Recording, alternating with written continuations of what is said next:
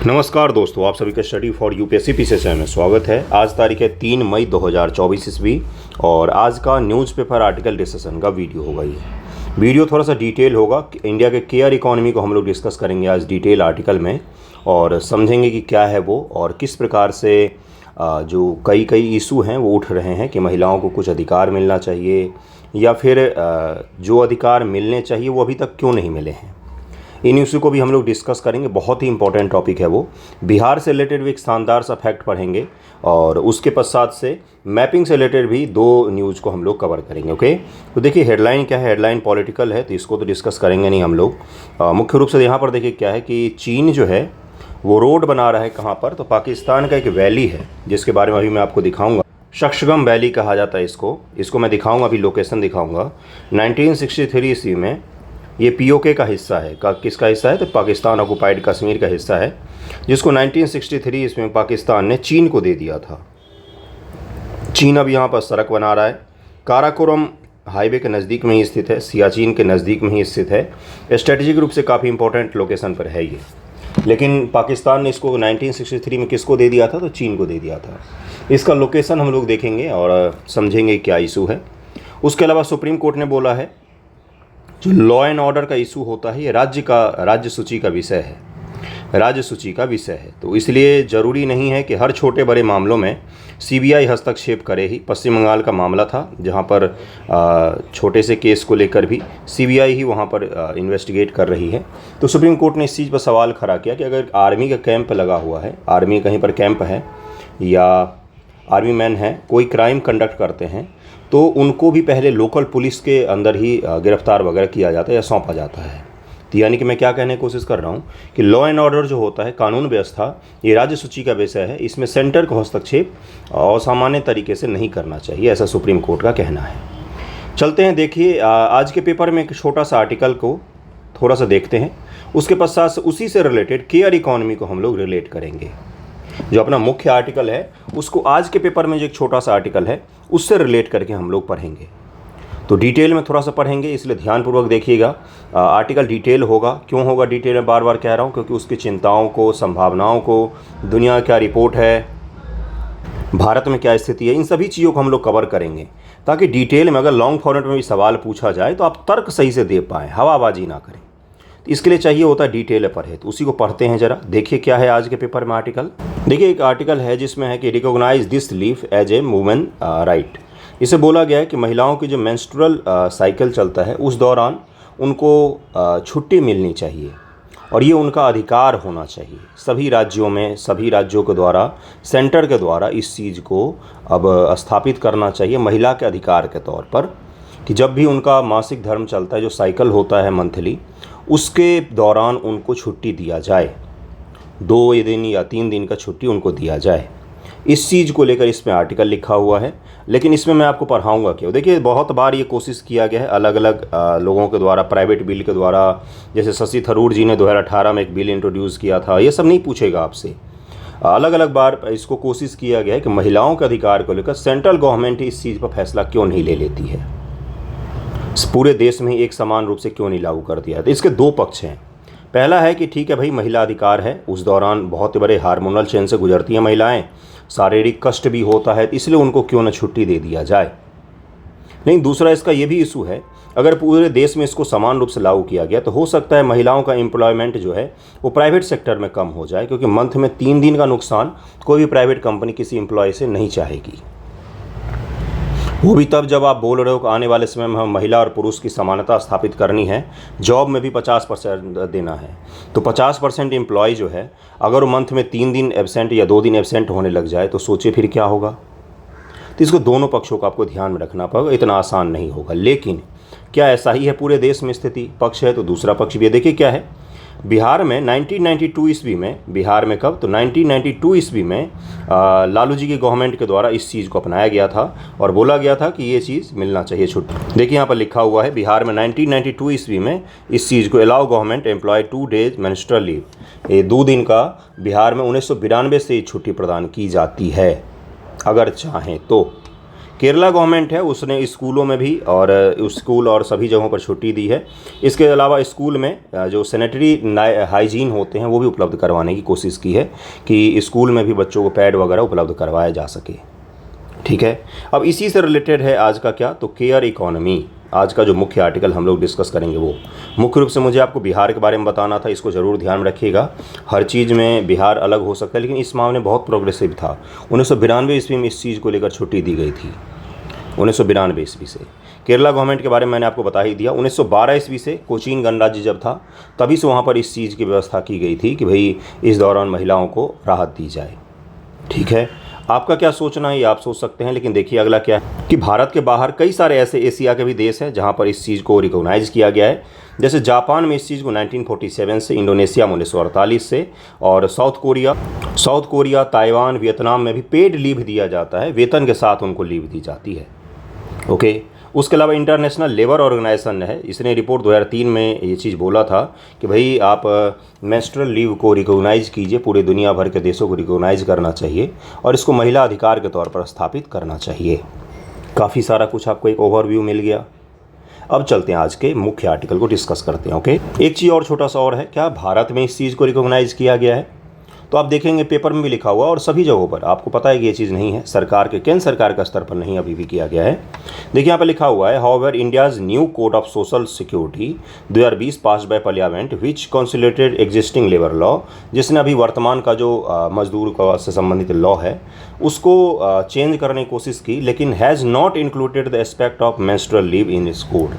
लेकिन अभी जो वर्तमान का संहिता भारत सरकार ने, इसको नोटिफाई नहीं किया गया, अभी नोटिफाई किया जाएगा। नोटिफाई का मतलब लॉ बन गया है, पास भी हो गया है, नोटिफिकेशन लागू नहीं किया गया केंद्र सरकार के द्वारा। नोटिफिकेशन जिस दिन लागू कर दिया जाएगा उस दिन से लागू हो जाता है, तो इसमें भी इस चीज़ का प्रावधान नहीं किया गया है। ठीक है, इसी को लेकर चिंता व्यक्त की जा रही है कि करना चाहिए भारत सरकार को और आगे बढ़ाना चाहिए इस चीज़ को। देखिए आप आज का आर्टिकल डिस्कस करते हैं कि भारत की देखभाल अर्थव्यवस्था। इंडियन एक्सप्रेस में प्रकाशित था, mom baby and us who take care of the children लेख पर आधारित है। इसे भारत में अवैतनिक देखभाल कार्य के बहुआयामी पहलू और अधिक मूल्यवान, समावेशी और न्यायपूर्ण देखभाल अर्थव्यवस्था की आवश्यकता विचार किया गया है। अवैतनिक, जिस चीज़ का सबसे ज़्यादा महत्व है समाज में, उस चीज़ के लिए कोई वेतन नहीं मिलता है। अवैतनिक, वेतन तो छोड़िए, उसको रिकॉग्नाइज तक काम के तौर पर भी रिकॉग्नाइज नहीं किया जाता है। क्या करते हैं तो हाउस वाइफ हैं, कुछ नहीं करते हैं। ये शब्द ही अपने आप में सब कुछ रिकॉग्नाइज कर देता है। सर्वोच्च न्यायालय के हाल के एक निर्णय में हिमाचल प्रदेश में एक सरकारी महिला कर्मचारी को चाइल्ड केयर लीव दिए जाने से इनकार को उसके संवैधानिक अधिकार को उल्लंघन माना गया। सर्वोच्च न्यायालय का ये फैसला मैंने आपको पढ़ाया था कि एक बच्चे को, एक माता को चाइल्ड केयर लीव नहीं दिया गया, वो भी तब जब उसका चाइल्ड जो था वो किसी स्पेशल हेल्थ इशू से जूझ रहा था, तो उसको संवैधानिक अधिकार का उल्लंघन माना गया। किसके द्वारा? सुप्रीम कोर्ट ऑफ इंडिया के द्वारा। इस निर्णय ने मुख्य रूप से महिलाओं द्वारा किए जाने वाले अवैतनिक देखभाल कार्य के प्रायः उपेक्षित कर दिए जाने वाले मुद्दों की ओर पुनः ध्यान आकर्षित किया है कि महिलाएं कई ऐसे काम करती हैं जिसके लिए उनको कोई वेतन छोड़िए रिकॉग्नाइज भी नहीं किया जाता है। भारत महिलाएं अपने कुल समय का 84% अवैतनिक देखभाल कार्य पर खर्च करती हैं। अदृश्य, अप्रतिदेय, तुच्छ समझे जाने वाले गैर चिन्हित श्रम का यह भारी बोझ देश की देखभाल अर्थव्यवस्था की रीढ़ है। इसको हम लोग काम के सही काम भी नहीं मानते हैं। इसलिए कि बाल देखभाल और इन सब चीज़ों पर विचार किया गया है। भारत में कार्यशील महिलाओं संबंधित प्रमुख संवैधानिक प्रावधान क्या है, अब इसी को देखिए। यहीं से मैं सवाल पूछ लेता हूँ कि ये बताइए भारत में लैंगिक समानता को स्थापित करने के संवैधानिक प्रावधान कौन कौन से हैं, तो वहाँ पर फिर आप गड़बड़ा जाते हैं। संवैधानिक प्रावधान का मतलब संविधान में जो लिखा गया है। एक तो होगा आर्टिकल 14 समानता का अधिकार हो जाएगा। आर्टिकल 15 में भी यही है कि धर्म, मूल वंश, जाति, लिंग, जन्मस्थान का आधार विभेद प्रतिषेध करता है, मतलब रोकता है। आपको पता है कि पीटी में आपसे यही पूछ लेगा कि आर्टिकल 15 में किन किन आधारों पर जो विभेद है उस पर रोक लगाया गया है।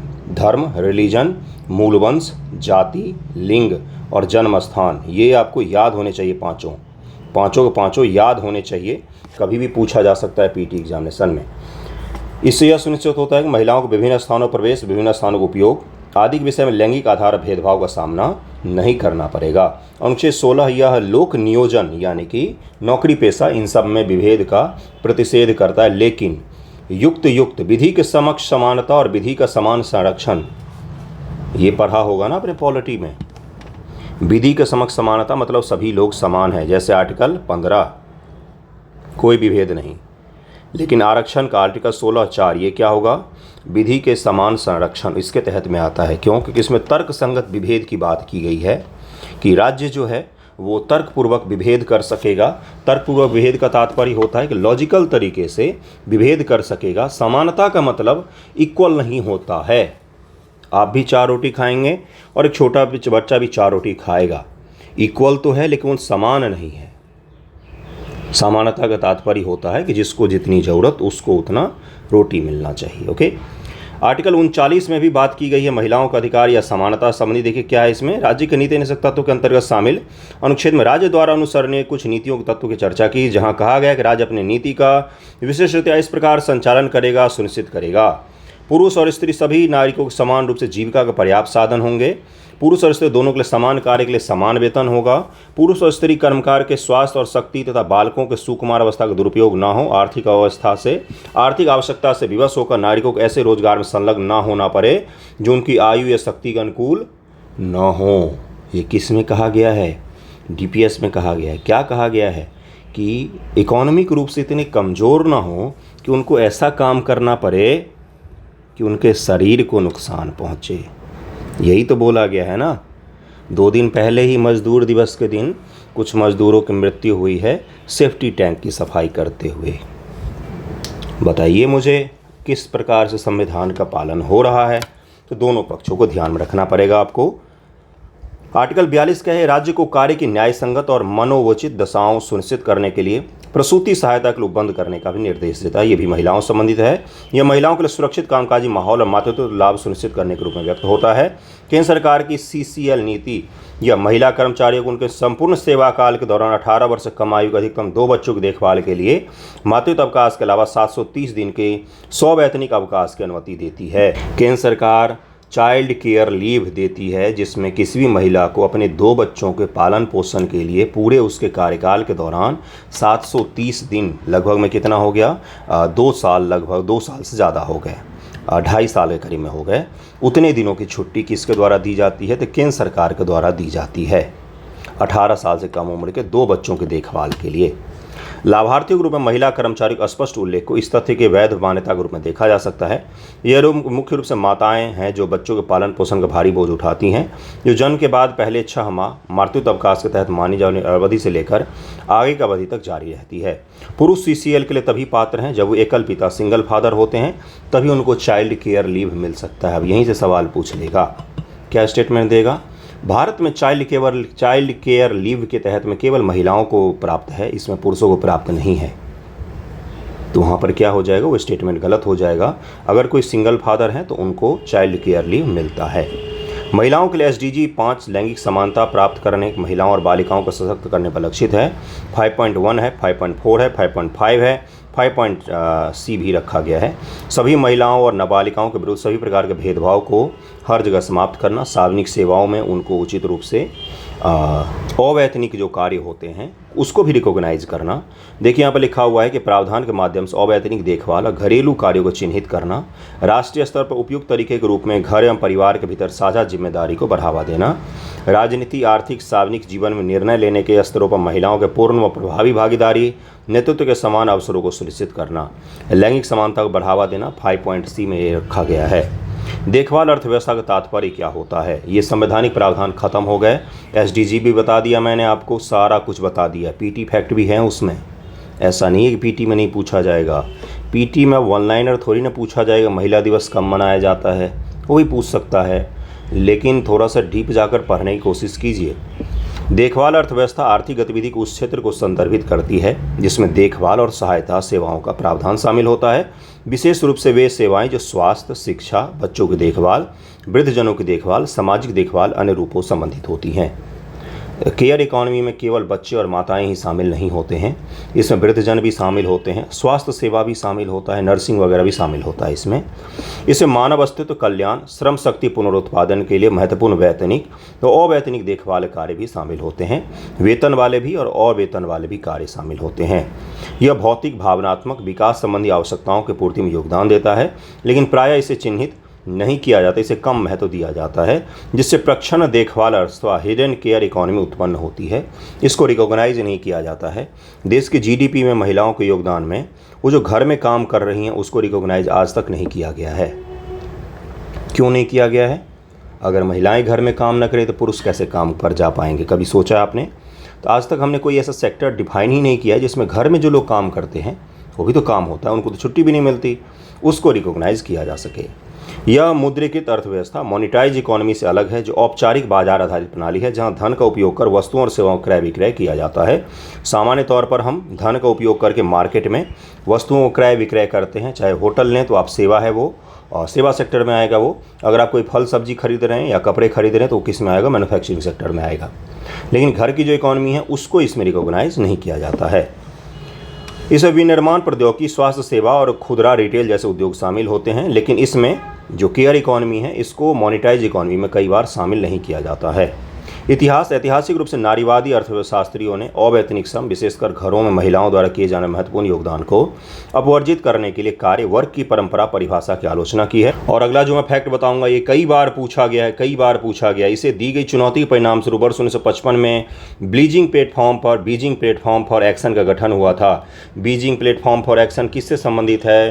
तो अवैतनिक केयर इकोनॉमी जो होता है उससे संबंधित है, महिला अधिकार संबंधित है। इतना भी ध्यान में रखेंगे तो भी हो जाएगा आपका, जिसमें देखभाल कार्य, घरेलू कार्य, स्वयं सेवा, महिलाओं की भूमिका को मान्यता और महत्व देने की वकालत की गई थी। 1955 बीजिंग प्लेटफॉर्म फॉर एक्शन में क्या शामिल है?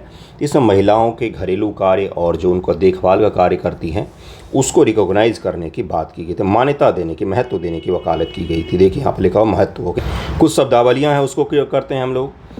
वैतनिक देखभाल कार्य, पेड केयर वर्क, इसका तात्पर्य स्वास्थ्य, शिक्षा, व्यक्तिगत देखभाल, घरेलू कार्य जैसे क्षेत्रों में देखभाल संबंधी ऐसी नौकरियों से हैं जिनके लिए वेतन या पारिश्रमिक प्रदान किया जाता है। जैसे कई बार घर में केयर के लिए कोई 2 बूढ़े लोग हैं तो अपने केयर के लिए किसी को रख लेते हैं, तो वो होता है वैतनिक में।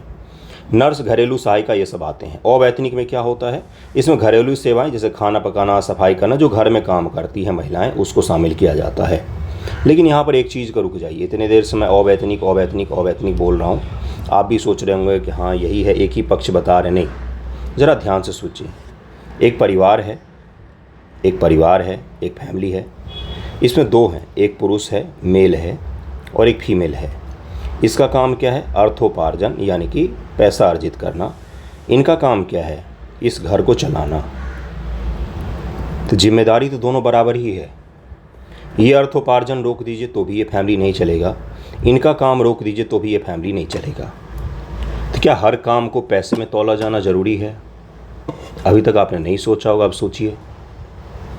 क्या जो घर में रह रहे हैं उसके लिए, घर में जो काम कर उसको वैतनिक बोलने का क्या तात्पर्य है? क्या उसके लिए वेतन मिलना चाहिए? नहीं, उसको क्या मिलना चाहिए? रिकॉग्निशन मिलना चाहिए, महत्व मिलना चाहिए, पहचान मिलनी चाहिए कि हाँ ये काम है, कार्य है। न तो इसके बिना, न तो फीमेल के कार्यों के बिना घर चल सकता है, न तो मेल के अर्थोपार्जन के बिना घर चल सकता है। नहीं चल सकता है। दोनों को बराबर महत्व मिलना चाहिए। मेल का जो कार्य है इसको जीडीपी में शामिल किया जाता है, इसको जीडीपी में शामिल नहीं किया जाता है, इसको रिकॉग्नाइज नहीं किया जाता है, इसमें लीव का प्रावधान नहीं है। ये वो इशू है जिसकी बातचीत की जानी चाहिए। अवैतनिक से भी ज़्यादा क्या होगा? महत्व। आई होप आप समझ रहे होंगे जो चीज़ मैं आपको समझाना चाह रहा हूँ। बच्चे डिटेल में वीडियो देखना पसंद नहीं करते हैं आर्टिकल वगैरह का, लेकिन देखा कीजिए, सोचने समझने की शक्ति आपकी डेवलप करूँगा मैं। ओके, अगला देखिए क्या है? Care diamond. यह देखभाल प्रावधान 4 मुख्य अभिकर्ताओं को प्रतिनिधित्व करता है: राज्य, बाजार, घर परिवार और समुदाय। ये सब मिलकर केयर डायमंड बनाते हैं जो मुख्य रूप से देखभाल में मदद करते हैं। भारत में देखभाल अर्थव्यवस्था संबंधित मुद्दे क्या हैं? सीमित नीति कवरेज है। हमने ऐसी पॉलिसीज़ कम बनाई हैं जिससे मातृत्व लाभ, शिशु लाभ, इन सभी को रिकॉग्नाइज किया जा सके। मातृत्व लाभ अधिनियम 1961 केवल 10 से अधिक कामगार वाले प्रतिष्ठानों पर लागू है। मातृत्व लाभ जो है अधिनियम, उसमें 10 से ज़्यादा कहीं पर वर्कर हैं तो वहीं पर लागू है। सामान्य तौर पर घरेलू महिलाएं छोटे छोटे जगहों पर काम करती हैं, वहाँ पर इस चीज़ का प्रावधान लागू नहीं हो पाया है। आर्थिक जनगणना के आंकड़ों के अनुसार 98% भारतीय उद्यम 10 से कम कामगार के साथ सूक्ष्म श्रेणी के हैं। 98% जो भारत में उद्योग हैं वहाँ पर 10 से कम लोग काम करते हैं, वहाँ पर इस चीज़ को लागू ही नहीं किया गया है। पंजीकृत विनिर्माण में 30% प्रतिष्ठानों में 10 से कम कामगार पाए जाते हैं। इसमें कई महिलाओं को कार्य और देखभाल की जिम्मेदारी के बीच संतुलन के निर्माण में पर्याप्त समर्थन या सुरक्षा भी नहीं मिल पाता है। सीमित कार्यबल भागीदारी है, महिलाओं का कार्यबल अभी भी बहुत कम है। PLFS 2022-23 के अनुसार भारत में महिला श्रम बल भागीदारी दर 2023 से मात्र 37% थी। पूर्व की तुलना में इस प्रगति के बावजूद यह अभी भी वांछित स्तर से काफ़ी नीचे बना हुआ है। कई महिलाओं को वैतनिक रोजगार की तुलना में देखभाल को प्राथमिकता देने के लिए विवश किया जाता है, यानी कि घरेलू काम करने के लिए विवश किया जाता है। अगला है देखभाल सेवाओं के अभिगम्यता का अभाव। भारत के कई हिस्सों में वहनीय और गुणवत्तापूर्ण देखभाल सेवाओं जैसे कि बाल देखभाल सुविधा, वृद्धि देखभाल सहायता तक पहुंच एक चुनौती बनी हुई है, जिसके कारण से महिलाएं अभी भी काम नहीं कर पाती हैं। अनुमान है कि महिलाओं द्वारा अवैतनिक देखभाल और घरेलू कार्य भारत की GDP का लगभग 15-17% के बराबर है। इस आंकड़ा को जरूर ध्यान रखिएगा, इंपॉर्टेंट है, यूज कीजिएगा आंसर राइटिंग में, आपके आंसर को थोड़ा सा और भी ज़्यादा अच्छा बनाएगा। सामाजिक कल्याण और सांस्कृतिक मानदंड। सामाजिक अपेक्षाएं और सांस्कृतिक मानदंड प्रायः इस धारणा को मजबूत करते हैं कि देखभाल करना मुख्य रूप से महिलाओं की जिम्मेदारी है। यह कलंक पुरुषों को देखभाल संबंधी कर्तव्य में सक्रिय रूप से भाग लेने से रोकता है। घरों के भीतर देखभाल कार्य के असमान वितरण चक्र को निरंतर बनाए रखता है। तो ये भी एक इशू है, भारत में इशू है। आपको डेटा फैक्ट संबंधित सभी चीज़ों से मैंने समझाया है, आई होप आप समझे होंगे। अगले टॉपिक पर चलते हैं। अगला सक्सगम घाटी है। देखिए इसको ज़रा गौर से, और ये कहाँ पर है, इसका लोकेशन बड़ा ही इम्पोर्टेंट है, क्योंकि आपको पता है कि यूपीएससी ने 2020 के पीटी में पूछ लिया कि नुब्रा वैली कहाँ पर स्थित है। हाँ, यही पूछा था, नुब्रा वैली कहाँ पर स्थित है। गलवान के पूरब में, लद्दाख के दक्षिण में, श्योक के पूरब में, ऐसे ही करके उसने ऑप्शन दिया था। मतलब कि नुब्रा वैली के उत्तर, दक्षिण, पूरब, पश्चिम आपको पता होना चाहिए कि कहाँ पर स्थित है ये। तो इस तरह के सवालों के लिए हमेशा तैयार रहना चाहिए वर्स्ट कंडीशन के लिए। और ये कुछ नहीं होता, ये ऑब्जर्वेशन बेस्ड सवाल होते हैं। रोज़ आपके सामने कोई मैप आ रहा है, आप ध्यान से उसको नहीं देख रहे हैं, ये आपकी गलती होती है। ठीक है, देखिए ये सक्सगम कहाँ पर है वैली, ये आपको पता है कि ये भारत में अभी वर्तमान में ये कश्मीर का हिस्सा शामिल है। ये वाला कश्मीर का हिस्सा शामिल है, ये वाला कश्मीर का हिस्सा शामिल है, जहाँ पर एक सियाचिन ग्लेशियर है। ये जो दिख रहा है आपको सियाचिन, ये जो सियाचिन, इसको ऑपरेशन मेघदूत के द्वारा हमने पाकिस्तान से लेकर कब्जे में कर लिया था 1985 ईस्वी के आसपास। ठीक है, बाकी ये जो आपको दिख रहा है ये पूरा का पूरा इलाका, ये जो पूरा दिख रहा है आपको, ये POK का इलाका है, ये POK का इलाका है। ये अक्साई चीन है, ये अक्साई चीन है जिस पर चीन ने कब्जा कर लिया था 1962 के वॉर के बाद से। ठीक है, ये जो इलाका ये POK है, पाकिस्तान ऑक्युपाइड कश्मीर है। हमारे पास कश्मीर का केवल यही हिस्सा है, अभी वर्तमान में हमारे पास यही हिस्सा है। ये भी हमारा है लेकिन पाकिस्तान ने कब्जा किया हुआ है, ये भी हमारा है लेकिन चीन ने कब्जा किया हुआ है। मैप में तो हम पूरा ही दिखाते हैं। तो यहीं पर देखिए सक्सगम, यहाँ पर आपको मुजफ्फराबाद दिखेगा जो पाकिस्तान के POK का कैपिटल है, मुजफ्फराबाद। ओके, ये गिलगित बल्तिस्तान है, गिलगित बल्तिस्तान है। यहाँ पर काराकोरम दिखेगा, काराकोरम, लद्दाख, जास्कर, पीर पंजाल, धौलाधर, ऐसे ही करके श्रेणियाँ हैं। काराकोरम, लद्दाख, जास्कर, ये सभी क्या है, तो ट्रांस हिमालय का भाग है, ट्रांस हिमालय का भाग है। काराकोरम की सबसे ऊंची चोटी कौन सी है, तो K2 ही है। गॉडविन ऑस्टिन जिसको कहा जाता है, जो पाकिस्तान ऑक्युपाइड कश्मीर में स्थित है। ये सब आपको पता होना चाहिए गुरु। और सिंधु नदी कहाँ से गुजरती है, तो लद्दाख और जास्कर के बीच से सिंधु नदी गुजरती है। लद्दाख और जास्कर के बीच से सिंधु नदी गुजरती है। सिंधु नदी के तट पर ही लेह शहर है, लेह शहर है जो लद्दाख में मुख्य शहर है। ओके, इतना सारा कुछ क्लियर हो गया आपको। अब यहीं पर देखिए ये जो आपको दिख रहा है इलाका, इसी को सक्सगम वैली कहा जाता है, सक्सगम वैली कहा जाता है। इसको चीन को पाकिस्तान ने 1963 ईस्वी में दे दिया था और 1970 के बाद से इस पर चीन का कब्जा है। और यहाँ पर काराकोरम हाईवे जो किसका भाग है, चाइना पाकिस्तान इकोनॉमिक कॉरिडोर का भाग है, CPEC का भाग है, चाइना पाकिस्तान इकोनॉमिक कॉरिडोर का भाग है। और पहले ही इसको बनाया गया था लेकिन बाद में इसको उस कॉरिडोर का भाग बना दिया गया। ये यहाँ से गुजरती है और इसी के तहत अब और भी निर्माण कार्य किया जा रहा है, जिस पर भारत सरकार ने आपत्ति दर्ज की है कि आप मत कीजिए, ये हमारा हिस्सा है, इस पर काम मत कीजिए। POK सहित ये सक्सगम वैली पूरा पूरा हमारा है। ओके, इस पर पाकिस्तान ने अनऑथराइज कब्जा किया हुआ है। पाकिस्तान को उसको खाली कर देना चाहिए, लेकिन हमने अपनी तरफ से डिप्लोमेटिक और सभी जगहों से हमने इस पर अवगत करवा दिया है कि ऐसा काम मत कीजिए। लेकिन वो रुकेंगे थोड़ी ना, वो तो कर रहे हैं, पूरा CPEC बन भी गया लगभग में। 1963 में एक सीमा समझौते में पाकिस्तान ने सक्सगाम घाटी को चीन को सौंप दिया था। सक्सगाम घाटी या ट्रांस काराकोरम ट्रैक पाकिस्तान के कब्जे वाले कश्मीर के हुंजा गिलगित क्षेत्र का हिस्सा है। हुंजा वैली बड़ा ही प्रसिद्ध है, हुंजा वैली बड़ा ही प्रसिद्ध है। यह भारत द्वारा किया गया क्षेत्र है, भारत द्वारा, लेकिन पाकिस्तान द्वारा नियंत्रित है।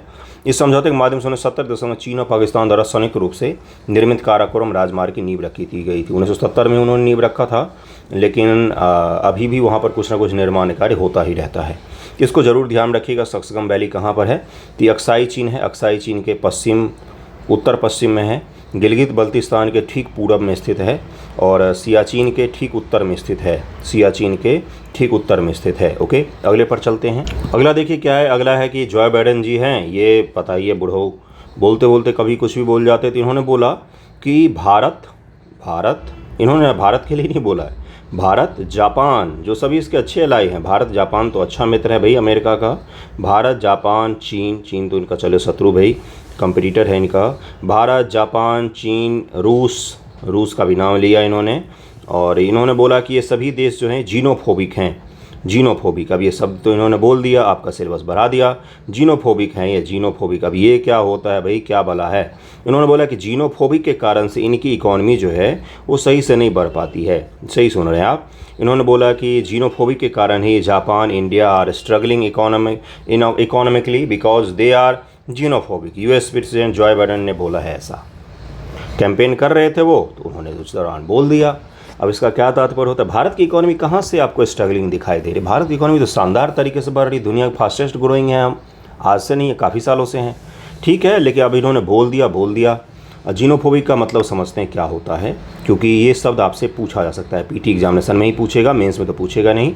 इसका तात्पर्य पूछा जा सकता है। हाल ही में चर्चा में रहा जीनोफोबिक क्या तात्पर्य होता है। तो देखिए ज़रा क्या होता है इसका मतलब। देखिए यहाँ पर दिया हुआ है कि कैम्ब्रिज डिक्शनरी के अनुसार जीनोफोबिक का अर्थ होता है विदेशियों, उनके रीति रिवाजों, उनके धर्म आदि को नापसंद करना या उससे डरना। मतलब विदेशी लोगों से डरना, नापसंद करना, विदेशी माइग्रेंट्स से डरना। इन्होंने बोला, ये इस परिप्रेक्ष्य में बोल रहे थे कि अमेरिका जो है वो माइग्रेंट्स के कारण से सुपर पावर बना है। अमेरिका की इकॉनमी में बाहर से आए हुए देश के लोगों का बहुत ही बड़ा योगदान है। और आपको पता होगा कि अमेरिका को देशों का देश कहा जाता है, क्योंकि दुनिया के हर देश के लोग वहाँ पर एक ही सोसाइटी में रहते हैं। जैसे अपने यहाँ पर अलग अलग भाषा, अलग अलग धर्म, अलग अलग लोग रहते हैं अपने देश में, उसी प्रकार से लेकिन अपने देश में विदेशी लोग तो नहीं रहते हैं आपके कॉलोनी में। लेकिन सोचिए अमेरिका का स्कूल है, स्कूल का क्लासरूम अफ्रीका से भी बैठा हुआ है, एशिया अफ्रीका सभी के बच्चे दिख सकते हैं। तो इस तरह का वहाँ पर डाइवर्सिटी है। उन्होंने बोला कि भारत जापान और रूस और ये जो चीन है, ये बाहरी लोगों को नहीं आने देते, माइग्रेंट्स को नहीं आने देते हैं। इसके कारण से उनकी इकॉनमी स्ट्रगल करती है। तो उनको ये भी तो बोलना चाहिए था कि उनके यहाँ पढ़े लिखे लोग आते हैं, हमारे यहाँ कौन से लोग आते हैं, है ना। अजनबियों या विदेशियों का किसी भी अजीब या विदेशी चीज़ से डर या नफरत, दूसरे शब्दों में कहें विदेशी लोगों को नापसंद करना जीनोफोबिक कहलाता है। पूर्वाग्रह, एक विदेशी लोगों को लेकर पूर्वाग्रह बनाना मूल रूप से जीनोफोबिक कहलाता है। उनसे डरना, उनको देश में आने से रोकना, ये जीनोफोबिक कहलाता है। ओके, समझ गए होंगे इसका मतलब। चलते हैं अगले टॉपिक पर। देखिए अगला न्यूज़ क्या है। अगला न्यूज़ है कि रिमूविंग एक्जॉटिक प्लांट जो होते हैं उनको हटाने से जानवरों को फूड मिल सकता है। कहाँ पर? तो पश्चिमी घाट के चिनकनल का इलाका है, मुन्नार, केरल में। वहाँ के कुछ विशेषज्ञ बोल रहे हैं कि एक्जॉटिक प्लांट का मतलब होता है विदेशी प्रजाति के पेड़ पौधे। विदेशी प्रजाति के पेड़ पौधे, इनकी संख्या इतनी ज़्यादा हो गई है कि जानवरों को फूड भी नहीं मिल पाता है। उनके भोजन सहित पर्यावरण को भी नुकसान पहुंचाते, कई जगह पर देशी प्रजाति को नुकसान पहुंचाते हैं। जैसे एक एग्जाम्पल के तौर पर दिया हुआ इन्होंने अकासिया मेरेंसी, ये इसका उच्चारण कुछ और भी हो सकता है, लेकिन यही मुख्य रूप से कुछ ऐसे पौधे होते हैं। जैसे आपने सेना स्टेबलीज का नाम सुना होगा। ये सब क्या है? तो विदेशी प्रजाति के पेड़ पौधे होते हैं जो देशज प्रजाति को कई बार नुकसान पहुंचाते हैं। लेकिन रुक जाइए, यहाँ पर क्या है, कई बार विशेषज्ञ ये सलाह देते हैं कि विदेशी प्रजाति के जो पेड़ पौधे होते हैं इसको पहाड़ों के ढाल पर लगा देना चाहिए, क्योंकि बहुत तेज़ी गति से फैलते हैं। तो इससे क्या होगा कि भूस्खलन जैसी जो समस्याएं होती हैं उससे निपटा जा सकेगा। लेकिन ये क्या करते हैं, तो जानवरों की जो देशज प्रजाति का फूड होता है, जो उनका भोजन होता है, जो पेड़ पौधे वो खाते हैं, उसको ये धीरे धीरे करके नुकसान करते हैं। साथ ही भौम जल का भी बहुत ज़्यादा दोहन करते हैं। भौम जल का भी बहुत ज़्यादा दोहन करते हैं, जिसके कारण से जो भौम जल है उसकी भी कमी देखी जाती है। तो लोकल पेड़ पौधे भी सूख जाते हैं, अपने आस पड़ोसी घास तक को नहीं उगने देते हैं। इस तरह के भी आक्रामक और विदेशी प्रजाति होते हैं ये। चलिए देखते हैं इनके बारे में थोड़ा सा, उसके बाद आगे बढ़ें। देखिए क्या है कि एक्जोटिक प्लांट एक ऐसा पौधा होता है जिसे उद्देश्यपूर्ण या आकस्मिक रूप से अपनी मूल सीमा के बाहरी क्षेत्र प्रवेश करवाया जाता है। जो उस प्रजाति का मूल सीमा है उसके बाहरी क्षेत्र में उसको उद्देश्यपूर्ण, अभी मैंने उद्देश्य भी बताया आपको कि पहाड़ के ढालों पर लगा दो ताकि भूस्खलन ना हो, या फिर अपने आप भी कई बार ये फैल जाते हैं। संरक्षणवादियों का तर्क है कि विदेशी वृक्ष के रोपण से मिट्टी की रासायनिक संरचना वन्यजीव और नकारात्मक प्रभाव पड़ता है वन्यजीवों पर। अभी मैंने आपको बताया कि किस प्रकार से जानवरों के फूड की कमी हो गई है, जिसके कारण से वो जंगल से बाहर आ जाते हैं, फिर एनिमल और ह्यूमन संघर्ष देखने को हमें मिलता है। दीर्घकालिक रूप से पर्यावरण के लिए भी हानिकारक साबित होता है। जब किसी क्षेत्र विशेष में विदेशी पौधे को रोपित किया जाता है, इससे उस क्षेत्र में पानी की मांग बढ़ जाती है, जिससे न केवल नीलगिरी बल्कि अन्य जिलों में भी प्रभावित होंगे जो उस क्षेत्र विशेष पहाड़ी से निकलने वाली नदियों पर निर्भर हैं। इस प्रकार इस क्षेत्र वन्य जीवों पर भी नकारात्मक प्रभाव पड़ता है। जब नीलगिरी में पेड़ पौधों की लगाने की बात की गई थी, इसमें बोला गया था कि विदेशी प्रजाति के हम पेड़ पौधे इसमें लगा देते हैं जिससे भूस्खलन की जो घटनाएं हैं वो कम हो जाएंगी, तो उस दौरान ये अलग अलग सवाल भी उठाए गए। तो अभी उसका प्रभाव भी देखने को मिल रहा है। जो जानवर हैं उनको फूड नहीं मिल रहा है, पानी की कमी भी देखी जाती है। विदेशी वृक्ष के रोपण के संबंध यह तर्क दिया जाता है कि यदि इन्हें पहाड़ी ढलानों पर रोपित किया जाता है, ढलानों की मिट्टी को स्थिरता प्रदान करते हैं, लेकिन उस मिट्टी को स्थिर करने के चक्कर में हम लोग बहुत सारा कुछ नुकसान भी कर लेंगे। हालांकि संरक्षणवादियों का तर्क है कि विदेशी वृक्षों की जड़ें बहुत उथली होती हैं। अक्सर इस प्रकार के वृक्ष उच्च वेग वाली हवाओं, भारी बारिश में उखड़ भी सकते हैं। तो दोनों प्रकार के इसके संभावनाएं हैं। और जो केरल का भी मुन्नार का इलाका है, वहाँ पर एनिमल और ह्यूमन कॉन्फ्लिक्ट देखा जा रहा है। उसी के पीछे रोज़ कुछ न कुछ तर्क दिया, रोज़ पेपर में उस क्षेत्र जो है वो चर्चा में रहता है। पश्चिमी घाट में स्थित है ये केरल के इलाके। पश्चिमी घाट जो है काफ़ी सुंदर जगह है प्राकृतिक रूप से, और हाथी और मानव संघर्ष के लिए भी बहुत ज़्यादा न्यूज़ में रहता है। अगले टॉपिक पर चलते हैं। अगला देखिए क्या, अगला न्यूज़ है कि भारत सरकार केनिया के जो राजनयिक हैं उनके साथ बैठक कर रही है। जो प्रोजेक्ट चीता चलाया जा रहा है अपने देश में, तो अगला जो चीता का खेप आएगा वो केनिया से लाया जा सकता है भारत में। इससे पहले कहाँ से लाया गया था वो आप मुझे बताएंगे। कूनो पालपुर में रखा गया, चीतों को पता ही होगा, बहुत सारे चीतों की मौत भी हुई, तो काफ़ी सारे चीतों ने बच्चों को जन्म भी दिया, ये भी सच है। तो केनिया से अगला खेप लाया जाएगा, इसकी बातचीत की जा रही है, अभी बातचीत ही चल रही है। अफ्रीकन चीतों को भारत बसाने की प्रोजेक्ट जो है वो है प्रोजेक्ट चीता, जिससे भारत में बिग कैट की सभी प्रजातियाँ पाई जाएंगी। भारत में पहले चीता पाया जाता था, लेकिन 1951 ईस्वी में इसको विलुप्त घोषित कर दिया गया, भारत में विलुप्त घोषित कर दिया गया। मूल रूप से शिकार इसका सबसे बड़ा कारण था। अंग्रेज़ों के ज़माने में और भारत के राजा महाराजा जो है जंगली जानवरों का काफ़ी ज़्यादा शिकार किया करते थे, जिसके कारण से इसको नुकसान हुआ। केनिया का देखिए कैपिटल क्या है, आपको पता होगा, नहीं पता है तो पता कर लीजिए। केनिया का सीमा किस किस से लगता है, ये सोमालिया है। केनिया विषुवत पर स्थित देश है, विषुवत यहाँ से गुजरती है। ये सोमालिया है, इथियोपिया है। इथियोपिया और केनिया के सीमा पर यहाँ पर इथियोपिया और केनिया और तंजानिया की सीमा पर यहाँ पर स्थित है कौन सा, तो माउंट किलिमंजारो यहाँ पर आपको दिख सकता है। ये लेक विक्टोरिया है, लेक विक्टोरिया से भी केनिया की सीमा लगती है। ये तंजानिया है, और यहाँ पर साउथ सूडान है, ये युगांडा है। किसके किसके साथ सीमा लगती है, तो Somalia, Ethiopia, south Sudan, Uganda और तंजानिया के साथ सीमा लगती है। लेक विक्टोरिया के साथ भी सीमा लगती है। ये इंडियन ओशन है और अफ्रीका के पूर्वी तट पर स्थित है ये। इसकी राजधानी क्या है, नैरोबी इसकी कैपिटल है, इतना ध्यान में रखिएगा। ओके, अगले टॉपिक पर चलते हैं। अगला टॉपिक देखिए क्या है। अगला टॉपिक है जो वर्तमान में तो आपको केवल नाम समझना चाहिए और क्या स्ट्रक्चर होगा वो समझना चाहिए। जब ये स्थापित हो जाएगा तब हम इसको और अच्छे से कवर करेंगे। देखिए दरअसल में है क्या, NCART। अब ये क्या है भाई, इसका तात्पर्य है कि national council for agriculture and rural transformation. NCART, national council for agriculture and rural transformation, national council for agriculture and rural transformation बनाने की बात की जा रही है। बोला जा रहा है, वर्तमान गवर्नमेंट ने ऐलान किया है कि अगर हमारी सरकार बनती है तो सरकार बनने के पश्चात 100 दिन की जो कार्य योजना होती है, उस 100 दिन की कार्य योजना में हम लोग GST काउंसिल के जैसे ही, संघवाद को बढ़ावा देने वाली GST काउंसिल के जैसे ही हम लोग NCART एक काउंसिल गठित करेंगे, जिसमें राज्य और केंद्र दोनों मिलकर, जो केंद्र है और राज्य ये दोनों मिलकर क्या करेंगे, एग्रीकल्चर और रूरल डेवलपमेंट से संबंधित मुद्दों को आपस में मिल बैठकर पूरे देश में एक तरीके से लागू करने की प्रयास करेंगे। इसके तहत ये भी कहा गया है कि जिस प्रकार से जीएसटी काउंसिल में राज्यों की भागीदारी की गई है, उसी प्रकार से इस काउंसिल में भी केंद्र और राज्य दोनों की भागीदारी होगी। लेकिन बात यहाँ पर समझने की ये है कि agriculture is a state subject in the Indian constitution. जो कृषि है वो भारत में राज्य सूची का विषय है। उसके अलावा जो ग्रामीण और रूरल चीज़ें हैं, जो पंचायत वगैरह हैं, ये भी राज्य सूची का विषय है। कि दोनों राज्य सूची का विषय है, लेकिन केंद्र सरकार इस पर एक काउंसिल गठित करना चाहती है, क्योंकि केंद्र सरकार भी एग्रीकल्चर और रूरल संबंधी योजनाएं लाती है, जिससे सेंटर और जो राज्य हैं, स्टेट हैं, अलग अलग जो राज्य हैं, ये दोनों मिलकर एक संरचना बनाना चाहते हैं, काउंसिल बनाना चाहते हैं जीएसटी टाइप का, जिसमें बैठकर ग्रामीण और कृषि संबंधी मुद्दों को एक समान रूप से संबोधित किया जा सके, एक समान पॉलिसी को लागू किया जा सके। क्लियर हो गया होगा आपको? यही है NCART। अब आपसे सवाल ये पूछा जा सकता है कि क्या अगर ये बन जाती है या नहीं भी बना है, क्या NCART एक सही विचार हो सकता है ग्रामीण और कृषि डेवलपमेंट को लेकर? आपसे सवाल ये पूछा जा सकता है, नहीं बना है तभी पूछा जा सकता है। इसके संबंध में अपने तर्कों को स्पष्ट कीजिए। क्या NCART एक सही विचार हो सकता है ग्रामीण और कृषि रिफॉर्म को लेकर, एग्रीकल्चर को बढ़ावा देने को लेकर, उसको लेकर नीतियाँ बनाने को लेकर? तो ये बॉडी जब बन जाती है, अगर ये गवर्नमेंट रहती है या कोई भी गवर्नमेंट, आप देखिए क्या सुधार होता है। लेकिन एक आप इसको अपने सुझाव के तौर पर ज़रूर रखिएगा। जब भी आपसे आंसर पूछा जाए तो आप बता सकते हैं कि NCART जैसी पहलों को आगे बढ़ाया जा सकता है और इसके द्वारा स्थापित किया जा सकता है, ग्रामीण और जो रूरल इशू हैं उसको थोड़ा सा संबोधित किया जा सकता है। तो ये आपके लिए काफ़ी इंपॉर्टेंट है और अगले वीडियो में आप जल्द ही मिलेंगे। थैंक यू सो मच आप सभी का वीडियो देखने के लिए।